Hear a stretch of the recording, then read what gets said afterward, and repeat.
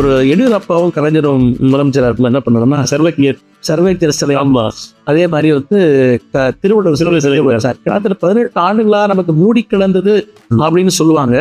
மூடி கிடந்தது அதை திறந்து வைத்தார் எடியூரப்பா. ஆனா திறந்து வைத்தது நம்ம கொண்டாடணும் இல்லையா? ஆமா, இதுக்காக கொண்டாடுறோம் நம்ம.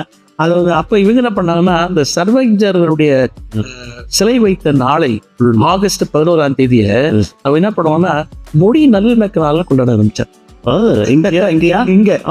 மொழி நல்லிணக்க நாள் அப்படின்னு கொண்டாட ஆரம்பிச்சா. சரி, இந்த பண்பாடு அங்கேயும் அதாவது இங்கேயும் கொண்டாடணும், தொடர்ச்சியை நம்ம பார்க்கணும், தொடர்ச்சி வரணும். அது வந்து வரல அப்படிங்கிறது கொஞ்சம் வருத்தம். இது கொஞ்சம் முன்னெடுப்பு செய்யணும். என்னுடைய கருத்து தெரியுங்களா, கன்னடர்களும் தமிழர்களும் நல்லவர்கள், இணங்கி வாழக்கூடியவர்கள். ஆனால் இலக்கிய ரீதியாக ஒருங்கிணைப்பு தேவை, அரசியல் ரீதியாக ஒருங்கிணைப்பு தேவை, விவசாய பெருங்குடிகள் சார்பாக ஒரு ஒத்துழைப்பு ஏற்படும். அது